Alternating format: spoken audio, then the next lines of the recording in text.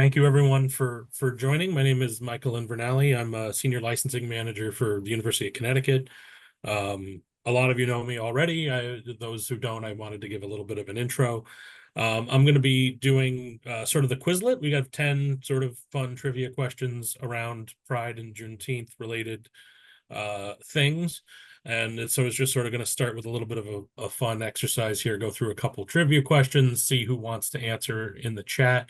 And then I'm going to throw it to Eileen, who's going to talk to us about the intersectionality of these two pretty big events that happen to be in the same month. So thank you all for joining. I'm excited to get to the first question here. So in June, the question, this is just a true or false question, so feel free to sort of throw it in the chat, whatever you think, true or false.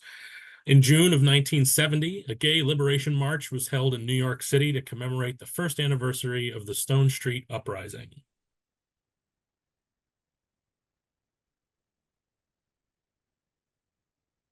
Give us 30 seconds here.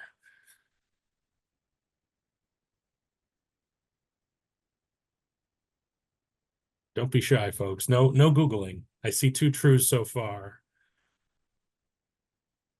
1 false.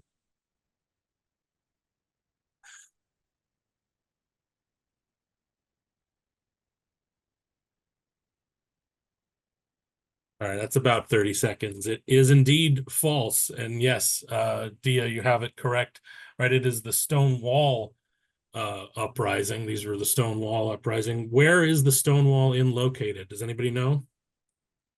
You can also just yell it out, and this is a bonus question if you feel like yelling it out.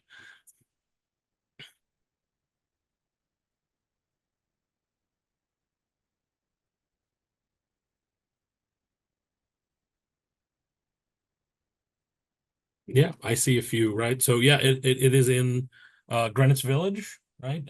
New York City.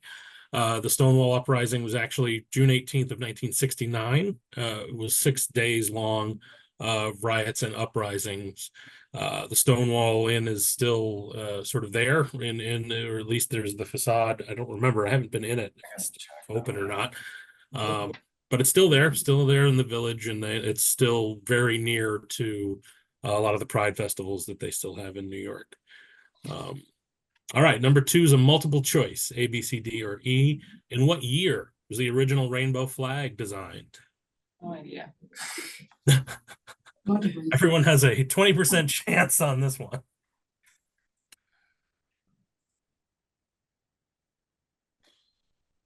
'85. I don't think it was the 70s. I'm going with 85. You're betting all your chips on 85. Yeah, I mean, we have to pick one, right? You have to, yeah, that's right. You can, I mean, you can pick more than one. There's no score and there's no prize, so you're welcome to simply splash the pot. But all right, so it's not that one. It's not that one. 85. It is indeed 1978. This isn't the original flag, by the way. This is one of the redesigned ones, and it's still out of date by 1 iteration. There's a circle on the current one. But in 78, the first rainbow flag was designed by an artist, Gilbert Baker, openly gay man, drag queen, and sort of the trivia says that Harvey Milk sort of urged him to create this symbol.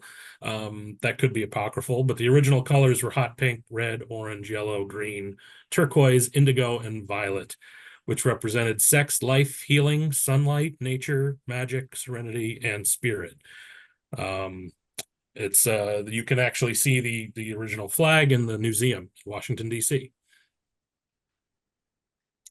Number 3, the rest of them are all multiple choice, by the way. So all the rest are A through E's. So which city holds the biggest pride parade in the world? C. San Francisco. No. C. On the list. Yeah. Say C or D. I've seen that one. I was thinking A, but you're probably right. C or A lot of people for Sao C. Paulo. Really? New York City. Looking at population of the cities, it might as well be Sao Paulo. And how do you count them? All right, we're going to start dropping them away.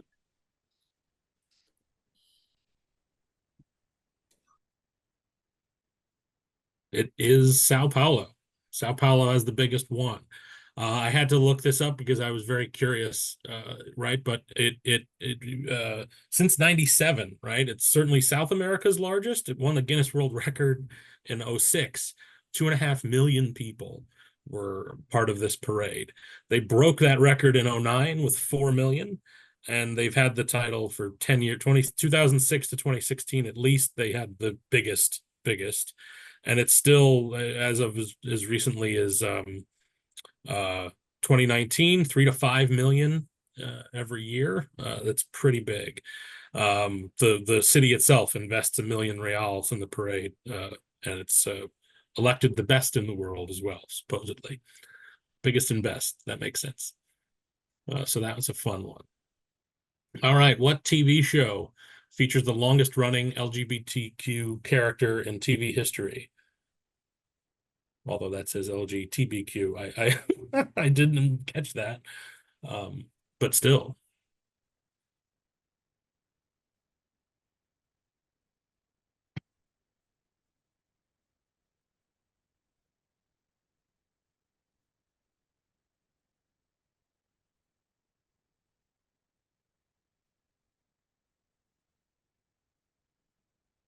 Slowly eliminating.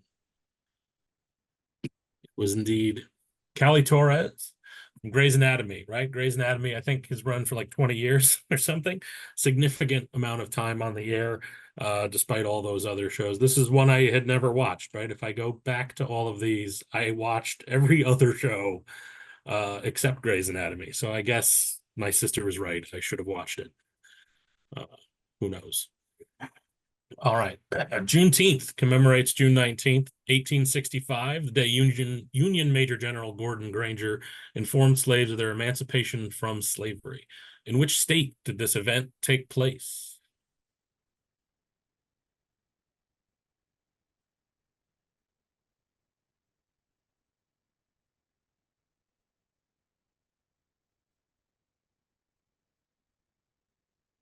Wow.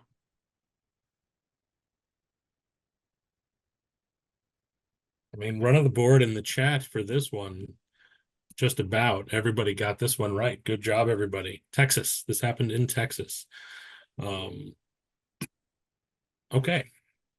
The next one, which constitutional amendment officially abolished slavery across the United States?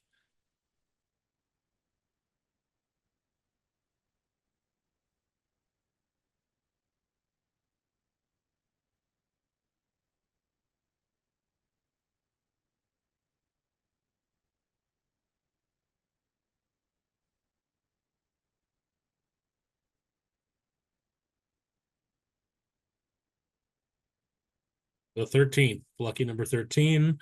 That one. I would hope that everybody knew that one.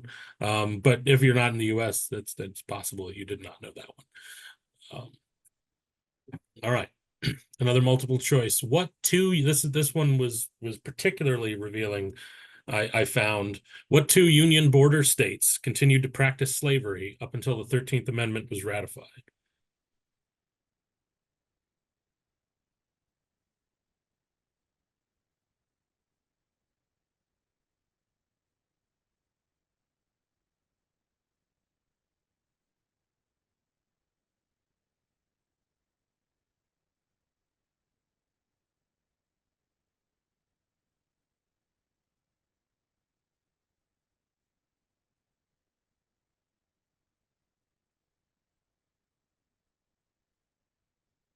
Start sending them away now.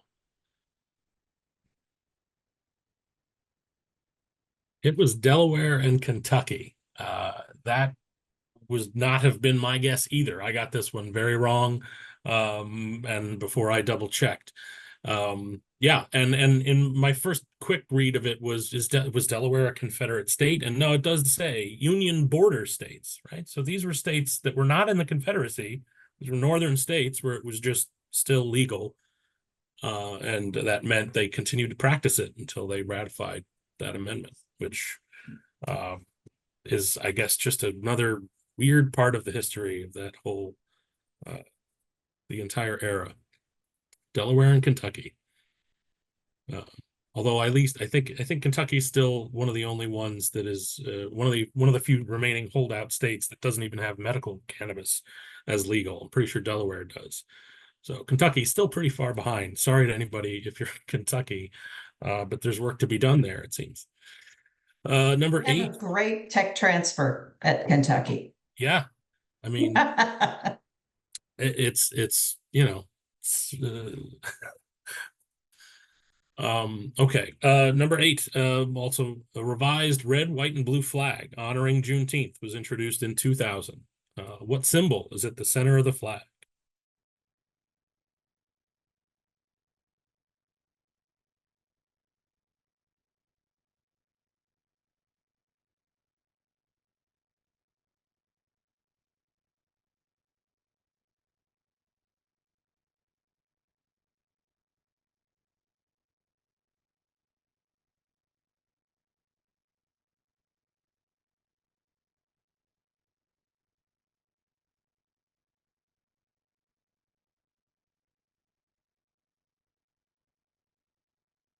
I still see some answers coming in. We'll start slowly eliminating a few here. If you recall that it was in Texas, this also makes sense that it would be a star, because it happened in Texas. So part of that was there, right? This flag was designed in 1997 by activist Boston Ben Haith. Where did they? No, they actually, okay, it was in Boston. Boston's John Elliott Square district is where it was sort of debuted. And the meaning of the flag is the Star of Texas bursting with new freedom. It's a little bit of bonus trivia there. All right, number 9. What TV show had the largest transgender cast?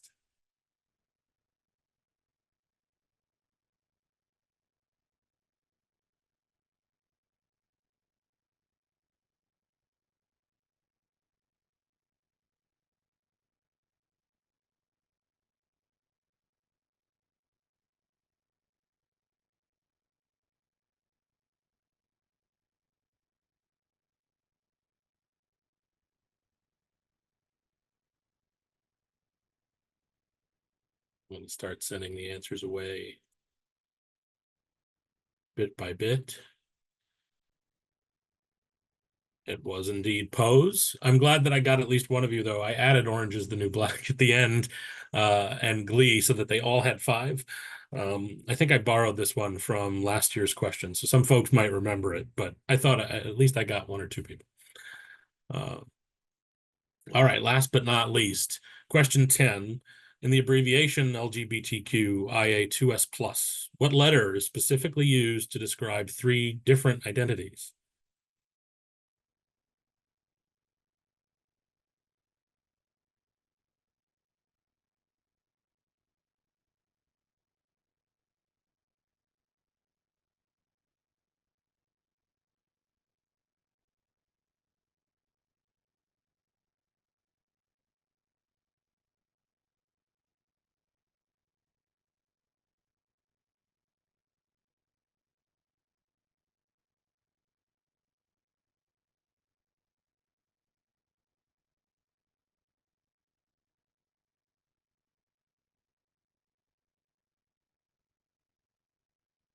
I'm going to start slowly putting them away. It's not B or A or D. Well, in this case, it is A. Now, maybe I've tricked myself and I'm wrong on this. Feel free to discuss, but I added as a bonus question, what are they?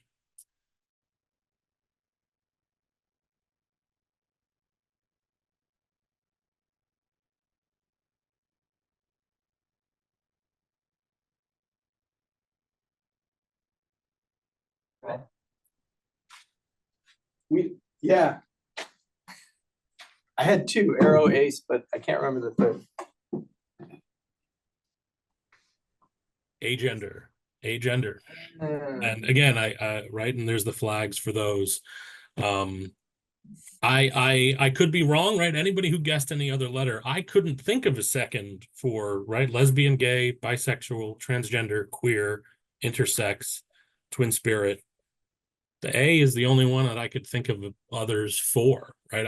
I tried to test myself to see if this was true, and I'm pretty sure this is correct, unless someone can challenge me on another one. Maybe there's two somewhere else, but I don't think three. I can't think of three. So I found that to be sort of interesting. Plus is still there, as this is an ever evolving thing.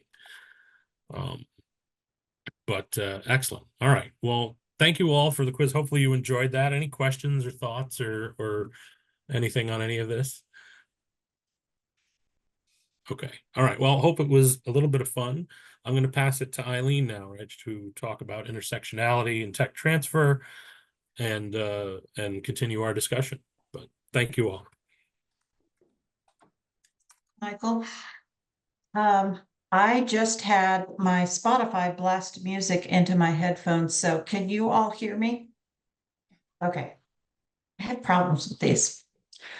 My name is Eileen. I use she, her pronouns, and as I mentioned earlier, up until the end of May, I was at the University of Arizona with all those lovely people in the TLA training room. So I'm glad they were able to join today. And hi, guys. I'm actually coming to the office this afternoon. So when we started talking about this water cooler, we were the Autumn's Diversity Committee, Diversity, Equity, Inclusion Committee was trying to figure out how to honor both Pride and Juneteenth in one event and give both the space they deserved. And I was speaking with a coworker and she said, you know, honestly, it just feels kind of performative, like you are just trying to squash everything together. And yes, and we don't have a lot of time to discuss a lot of this. So we were trying to hit the high points of everything. And what we came up with was trying to talk about how Pride and people who celebrate Pride and how Juneteenth and people who celebrate Juneteenth are part of a larger discussion about intersectionality. And we're going to talk a little bit about what intersectionality is. I'm going to give you guys a chance to do a little interactive. But at the top of your heads, I'd like you to keep this in mind as we go through this, is why intersectionality matters in tech transfer specifically, because that's why we're here. So we all know that the data shows that diverse teams succeed more than monolithic teams. There are diverse perspectives. It's inclusive innovation. There's equitable access, and there is a discussion of bias and discrimination, and it enhances collaboration and partnerships. So keep those points in mind as we go through this. Michael, could you stop sharing, please?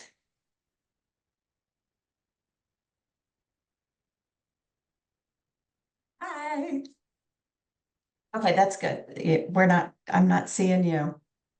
I suppose I should. Okay. As you can see on my background, there are a ton of circles with different aspects of people, of how hang on, I got to see myself again. I turned off self view. So you can see that it is culture and age and personality and gender expression and language and physical health. And these are all aspects of humanity that make up what's called intersectionality. Now, intersectionality is a term that was first coined in 1989 by a civil rights advocate and scholar of critical race theory named Kimberly Williams Crenshaw. She came up with it to identify the study of, and this is a direct quote, I don't actually talk like this, overlapping or intersecting social identities and related systems of oppression, domination, or discrimination. The theory suggests that and seeks to examine how various biological, social, and cultural categories, such as gender, race, and a bunch of other things, interact on multiple and often simultaneous levels. So keep that in mind. What I would like us to do to start is, find my sticky note, we're going to do a Mentimeter. And if you all know, I mean, we've all been in Zoom meetings for the last 4 years. We all know what a Mentimeter is. And I will pull it up here. Ooh.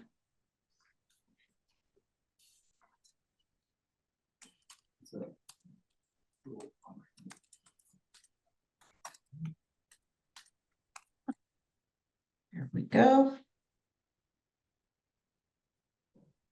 Oh, everything is in the way. All right, so you can see this code up here.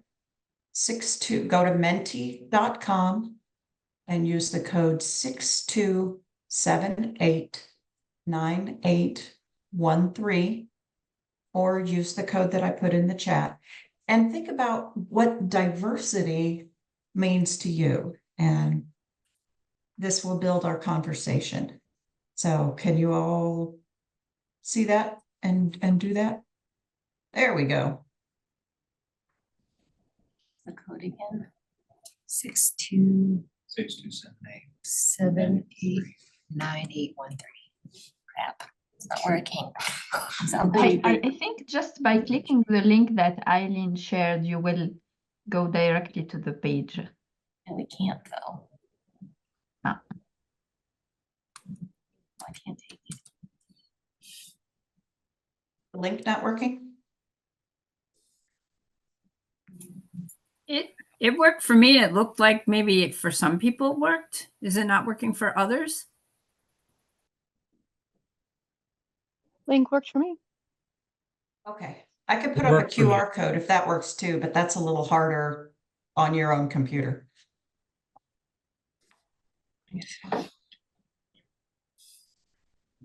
So this is good. As you know, in a word cloud, the bigger the word, the more people think it. So we're seeing differences and breadth. Diverse thought perspectives is a big one. Inclusive, everyone, different cultures. Okay. Sovereignty, sorry, it's hard to read sideways. Ooh. I'm going to give it just a couple more seconds here. We have had 16 participants.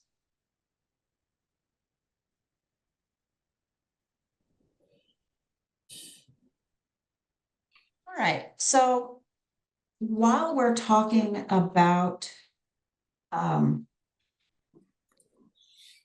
diversity and intersectionality, remember back to the definition, which is various biological, social, and cultural categories such as gender, race, class, ability, sexual orientation, religion, caste, age, nationality, and other sectarian axes. And why are we talking about that in tech transfer?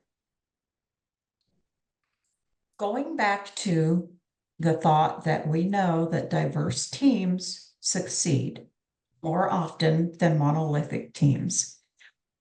We are all trying to get diverse teams into our pipelines.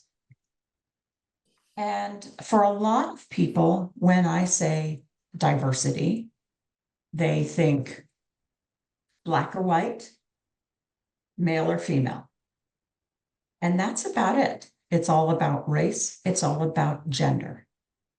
And as much as we would like to think that higher education is very diverse, both in the racial aspect and on the gender aspect, we know it's not. I mean, there are just some departments that are not very diverse on racial lines or on gender lines.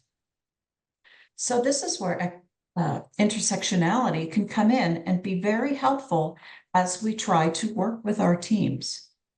If we expand our ideas of diversity to include intersectionality, we will be able to build more diverse teams.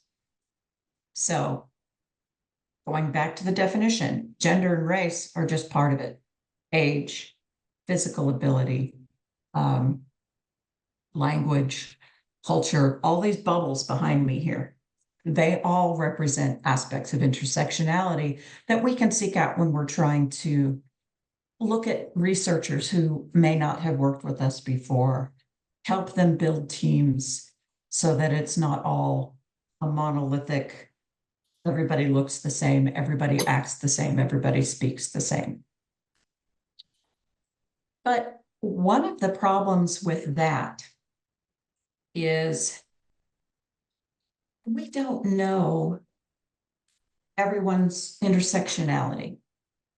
I mean, who's going to come up and say, I am XYZ, I am this, that, or the other thing to us. So we're going to play a little game, and have to just not used to doing this on one screen. It's called Turn Your Camera Off. So if you would like to play, those of you online, I would like you to please turn on your camera right now. And if you can, please set your Zoom to gallery view so you can see everybody that's in here. And if you've got weird hair or an ugly background or a ball cap, don't worry, there's no judgment. I know some people are on their phones and can only listen, but that's fine. But we're going to play this game. And what I'm going to ask you to do is turn off your camera if I'm going to read some things. And then we're going to look around and see whose camera turns off and where we have some common intersectionality that we might not have ever known. That make sense? So we'll start. Mitch, I know this one's for you, so I'm just going to pretend that your camera is off for this.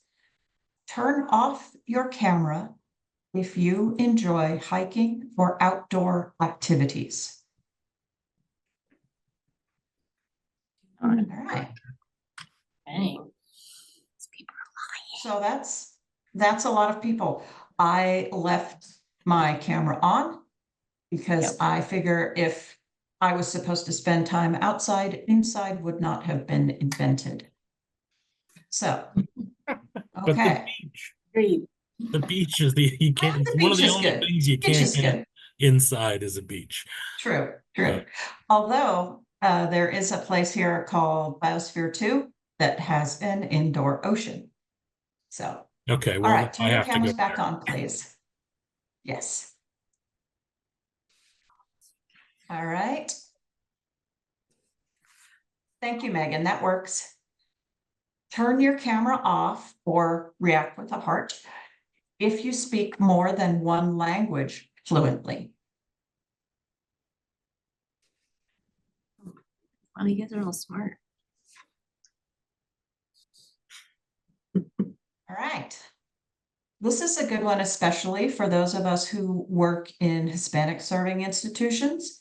If we have people on our own teams who speak Spanish fluently, if you work with teams where researchers are from other countries, it helps to have someone that can speak their language. So keep that in mind when you're working with your researchers. Sarcasm doesn't count. Rich White, I'm really sorry. All right. Turn off your camera if you have a pet at home. Which puts Fair it enough. as a phobic. Pet. 2 right now. 2. What's the question? You have a pet. 3. Frog. And a dog. I don't know if a frog counts. That's still a pet. Fish in your pond counts. Okay, so almost everybody, and that's not something that would necessarily help in a business aspect, but you never know. Turn Veterinary off your- technologies come out all the time. I mean, there's you might find other pet lovers in your marketing, right? I mean, as much as it Right. doesn't come up directly, it's an indirect, you know, I don't know, builder or relationship builder with the people you're talking to. Oh, yeah. Mouthwash stuff. All right, a couple more. Turn off your camera if you enjoy reading books in your free time. Yes, but I don't actually do it.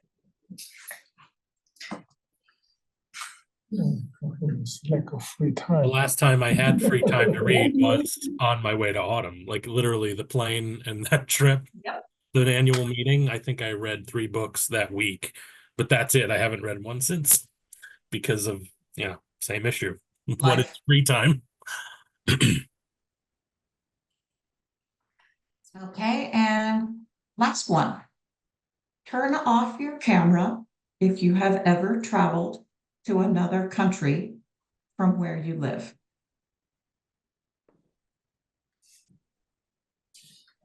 Oh, really? And I see a bunch of, hi, everybody. All right. So those few questions are just examples of intersectionality. They're very high level. I wasn't going to sit here and ask you, do you identify as LGBTQIA? Do you, any of that?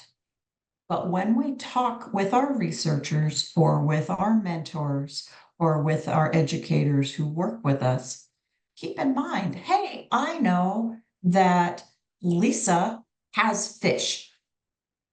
She might be a good person for our fish person to talk to. Hey, I know that Michael likes to read, but doesn't have time to. He might be a good person to talk to about the next generation Kindle or something like that. So that's at the high level ones. But when we start talking about intersectionality and the work that we do, I want to know, let's do a real quick discussion here. I want to know your insights, your perspectives on how intersecting identities can influence individuals' experiences and their responses, and how we as tech transfer can help make our teams and the people that work with them more diverse to help them be more successful. So does anybody have any thoughts in that aspect? Just shout it out, put it in chat. Maybe better able to identify where there's needs in communities. Not everybody sees all the problems to be solved.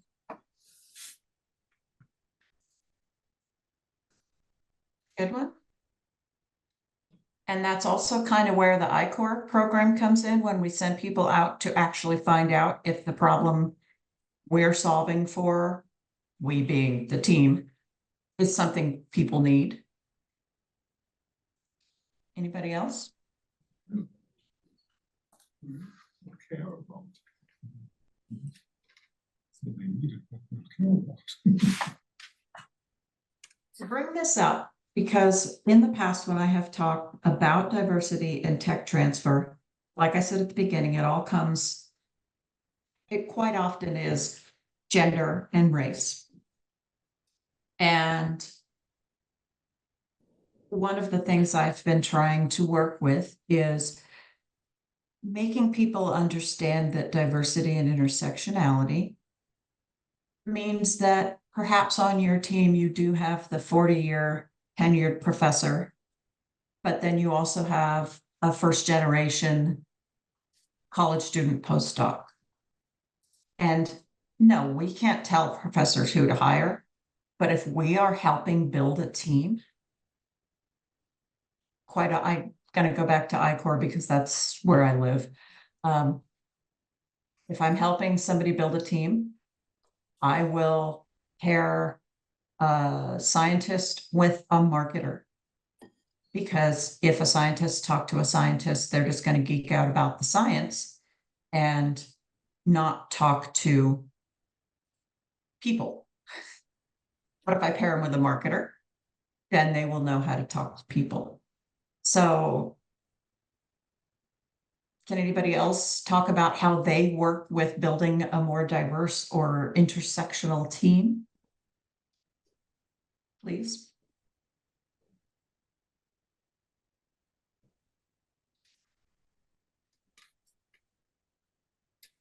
All righty. Whale. Karen, I just raised my hand. So, can you hear me? Yes. So, I've done a lot of work with women scientists and also with women entrepreneurs over the years. And when I first got started in this, before I started my own company, almost all of the women in the room were white women. And over the years, we started doing things specifically to make sure that we were including women of color. And, immediately you understand differences in perspectives and life experiences that allowed us to become stronger as a force to get to get changes, to have change come about. And because of my involvement with Autumn, I've also understood much more significantly the value of having embracing all underrepresented groups, which we're talking about today, because all of us have experienced the challenges that come with not being in, I don't want to say preferred group, but we know that we come at things differently. And so that has created huge value for me. The webinar that the EDI committee did just a couple weeks back, we also talked about the importance of allies. We've talked about the importance of allyship and champions. And so even though we know the value of us coming together and being a force in making sure that the innovation ecosystem works for everyone, we also need to be embracing, and I'll just, point out, white men have typically not been the underrepresented group. But if they don't understand the challenges that we face and we don't have them as champions and allies, that also impedes our progress. And so when we talk about diversity and intersectionality, every single person on the planet has a role to play to help us be more successful and to make sure that we are getting the best research commercialized, that when it's a woman or a person of color who comes up with a great idea, we want to make sure that they have the best opportunity for it to go through the commercialization process. And that means and I'm repeating myself here, but that means we also need for men to understand what we bring to the table.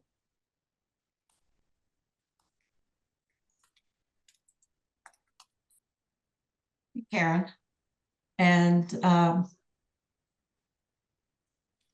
was actually trying to avoid saying, white men, but the reality is, especially in academia, in the higher levels, that is the group that has the most experience in commercializing their technologies, in developing their technologies. So they are the ones who can help us the most. And I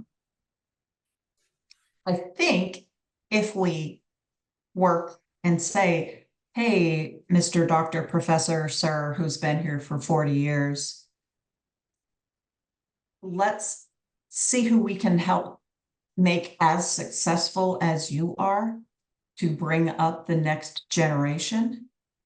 We will start to see stronger teams come through our pipelines, stronger research come through the universities, and it's going to be a win-win all around. But convincing people, that's the hard part, I think.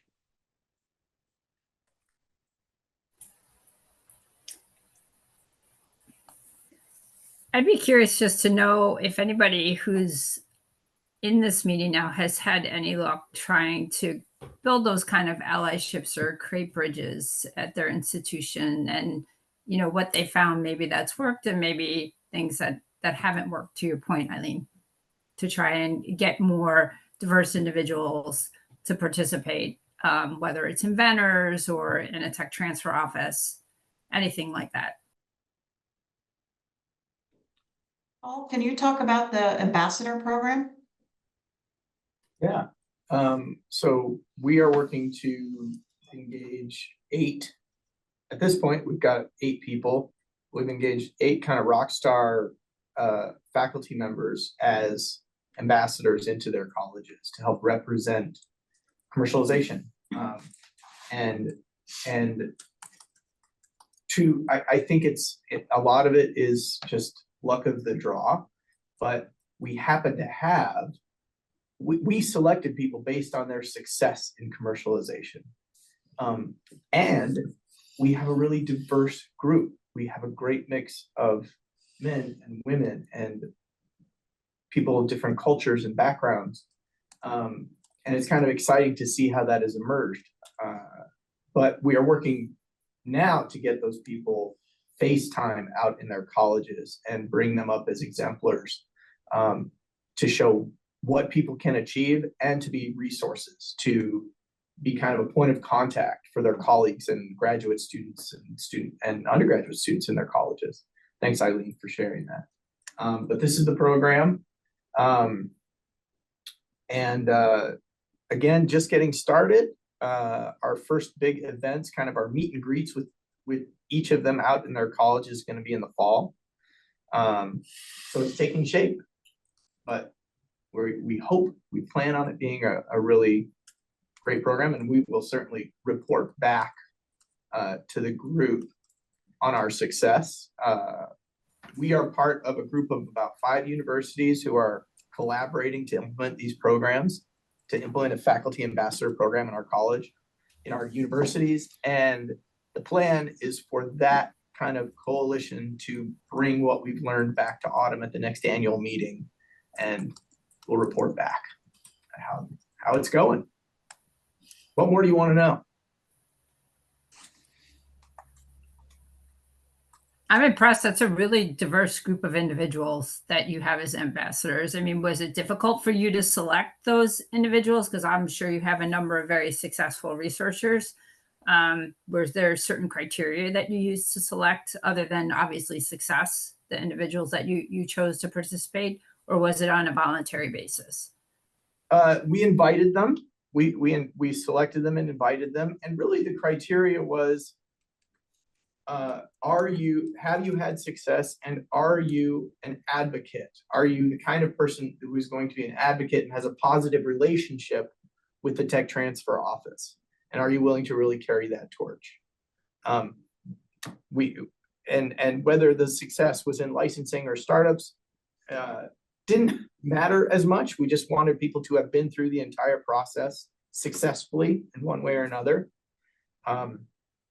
Those were the primary criteria.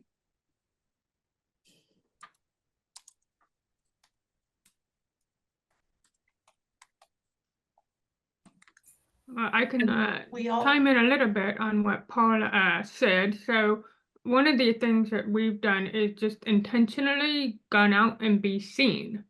So in the office, we might have had diversity, but if only the same person went out and gave presentations, say the director who didn't represent that diversity, it didn't really help people to feel like the office was actually diverse or connecting. So we would cycle through and make sure that all of the office members had a chance to go out and give a lecture to faculty or to go give an update to the college. And so that allowed more of our office to be visible and be seen. And then people would then have the chance to connect with someone that they resonated with, rather than only one advocate for the office being visible on campus.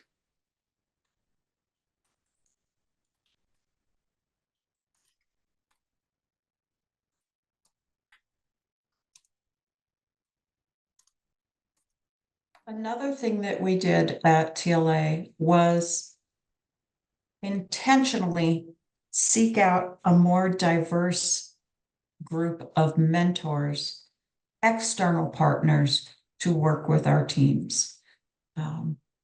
We had a great start on a program to encourage more women to work with our teams. Unfortunately, COVID kind of squished that, but it did start the conversation, and it did make it easier for us to reach out to the women in our ecosystem to say, here's what we've done, point at the program, and here's what we're trying to do. Would you please, could you please, are you interested? And that's helped. We have deliberately recruited more women to work with our teams, not only as mentors, but as commercialization partners and as part of our general network. And so that's been very successful, I think.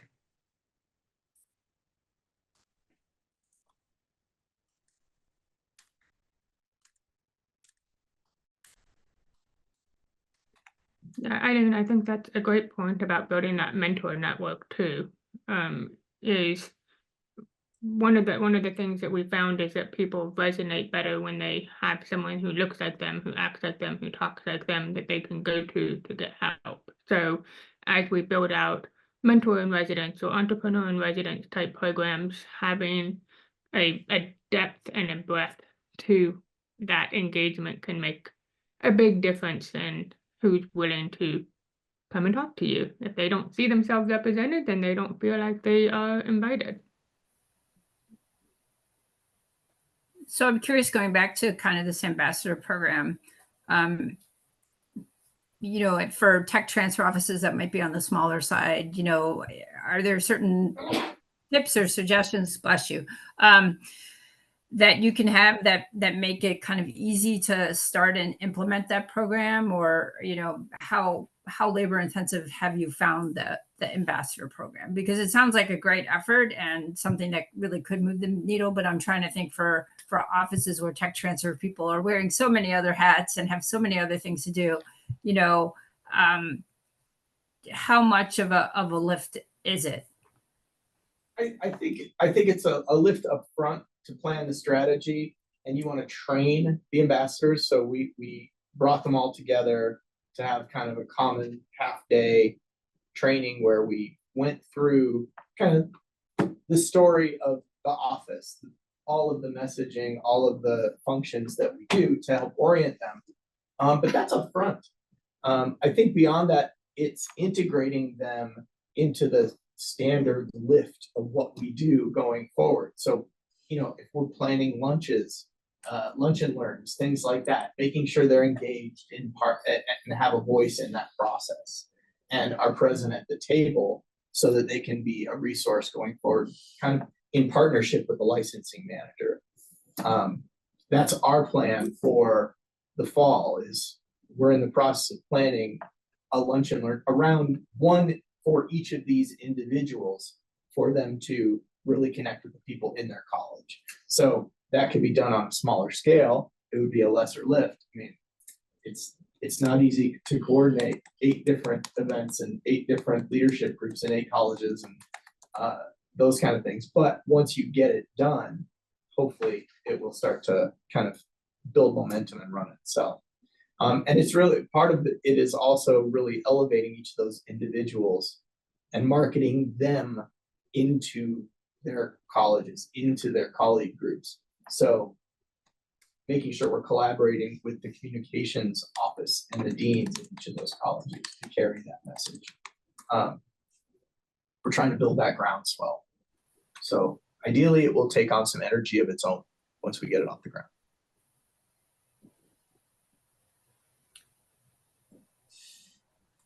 Going to address the question that Narjas put in the chat. Do you think intersectionality in some way could be a strategy for TTOs to overcome the new laws challenges?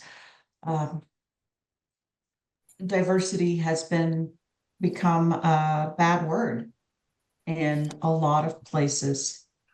And so we've had to come up with new ways to talk about it. Code words, so to speak. And yeah, I think intersectionality could be a way to address that. If we approach it and say, look, teams that are not monolithic are more successful. Don't use the D word, don't say diversity, but teams that have greater intersectionality. And I know that's kind of backwards, because when I originally thought of intersectionality, I thought of ways that people are the same, but it's actually not. It's kind of the opposite of that. But yeah, use the language, teams that can bring more experiences or a variety of experience. That's how we can discuss this process without using the dreaded D word that is at the moment a very difficult discussion in a lot of places. Yeah, Arizona's one of them. Louisiana's one of them. I'm kind of going from frying pan into the fire in some aspects, but yeah, definitely discuss intersectionality, discuss variety as we go forward in building stronger and more successful teams, and in building stronger pipelines and helping more varied people succeed. Todd? Is that Todd with his hand raised? Peter, sorry, you're about this big. Here's a thought, and that's also based on my personal experiences from traveling throughout the world. I think what we have to do a better job for everybody of all sections or whatever we want to call it, to increase the comfort zone of people interacting with each other. I mean, we all carry our own limits of the comfort zone of xenophobia. I mean, when we travel abroad, the first couple of days feel kind of weird until we are comfortable in the new environment and realize, hey, people are the same. You find the same ratio of nice people and assholes everywhere in the world. And you just have to overcome your fear to interact with them. So the question is, what can we do to help each of us to overcome that fear and increase the comfort zone without pushing the concepts of diversity on people and running into their resistance, or pretty much try to change from within the people. And I think the ambassador program is probably one aspect where if you pick the right people that don't have or have a lower level of fear or wider comfort zones to interact with people. I think also in our mentor programs and things like that, if you pick the right people that are willing to talk to everybody, I think then it will also gradually change from within instead of being pushed from the outside. Yeah. Okay, so I'm not sure if this necessarily, I feel like it ties in with intersectionality a little bit. One of the things that I just was listening to a talk just before this meeting about clinical trials and how to make it more diverse and open.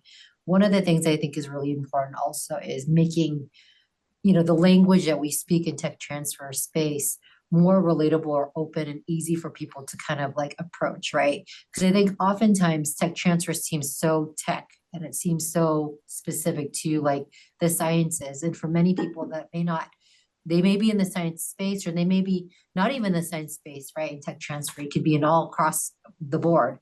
And really look at tech transfer is that a place for me? Is that something that I can relate to? Is the language that's being used really something that I can approach and be able to kind of take in from a very natural perspective? So anyways, just kind of thinking about even the language and the ways that we promote and talk about it. There could be background information that just we don't know about for individuals that may look at this space as this may not be a space for me, but even though there's so much there to support them, the way that we, talk about tech transfer just may not look like approachable sometimes. I don't know. So just a thought. Makes perfect sense, Leah. As we know, as we developed the social innovation program, our language makes perfect sense to us: commercialization, protection, intellectual property. But if we're trying to recruit more diverse groups to participate in our program, we're going to have to go out beyond our hard scientists sometimes, and people who do social innovation don't like those words. As a personal, many of you know that we've been trying hard at Tech Launch to do a social innovation program. The first time I went out and spoke with a group of social innovators, I said, "Hi, I'm from Tech Launch, and I'm here to help you protect your intellectual property so we can commercialize it." And wow, if laser eyeballs had been invented, I would have been dead. Because what I was saying was, I want to help you protect your invention and get it out where it can do the most good. That's what I was saying. What they were hearing was, filthy capitalist is here to take our stuff. So even though we know what we're talking about, sometimes we do have to adjust our language to make our target audience feel more comfortable working with us, even though it's all the same thing, just different words. Go ahead, Lorraine. I was thinking that perhaps since diversity is such a bad word these days, that perhaps we should drop that word from our language, because just so that we are forced to find other ways of expressing it and not sort of lapse into the use of the word, which we know express what we want, but perhaps we need, since we have to convince other people, perhaps we need to decide that we are not going to use diversity and start using other language, so that we get comfortable with other ways of expressing diversity, so that when we go out, it comes naturally for us to express our thoughts. I think that's a really great point, and Karen alluded to the webinar the EDI committee did a couple weeks ago, last month, and we are seeing that in a lot of universities. They are moving away from using diversity and talking about accessibility, inclusion, success, both of students as well as employees and faculty.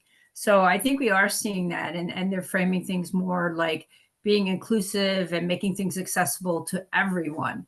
Not necessarily targeting any particular group, which goes to Narcis's point about, using intersectionality to avoid some of the issues with some of the state laws and the affirmative action decision that came down last summer. So I think that's a really good point, and something that we have to think about, because diversity has become such a lightning rod and political kind of fodder now that I think, maybe rebranding, so to speak, is the way to go. And we've seen some creativity in a number of universities now. Yeah, and Lisa, I'd also like to point out that we don't have to be talking about certain kinds of diversity. So for example, if your office is really focused on medical devices, creating a new initiative that ensures that 10% of the invention disclosures that you are getting come from the College of Arts and Sciences, or having a KPI for fiscal year 25 that you will be filing 20% copyrights in addition to your patents within your budget, are other ways to showcase examples of being more inclusive within your office without using words or specific measures that might be more triggering. So if you're working from a state that has banned EDI, so something like Florida, for example, you don't have to specifically make sure that your office's metrics are using those terms, but you can still do something to create a more opportunistic engagement style within the tech transfer space and within your institution that you're supporting. Just thinking outside of the box about who you're trying to reach and who you're trying to engage with. For example, does your website have bilingualism on it? If you're in Arizona, a lot of the people there don't necessarily speak English as a first language. So does your website have key components, key forms in Spanish as well as in English? So thinking outside of the box can help you to be a more welcoming location without saying we are trying to target a specific gender or a specific ethnicity, and just being more holistic about the intention there. Lisa, do you want to wrap it up for us? Sure. First of all, I want to thank both you, Eileen, and Michael for a great job today. I really appreciate all the hard work you both have done. I think this has been a great conversation, and hopefully we will continue this conversation outside of this water cooler and throughout the year. Looking forward to seeing what comes out of Arizona on the ambassador program, and wishing you all a great Pride Month and Juneteenth, and we will see you all again soon. So have a great afternoon, everyone, and thank you so much for joining us.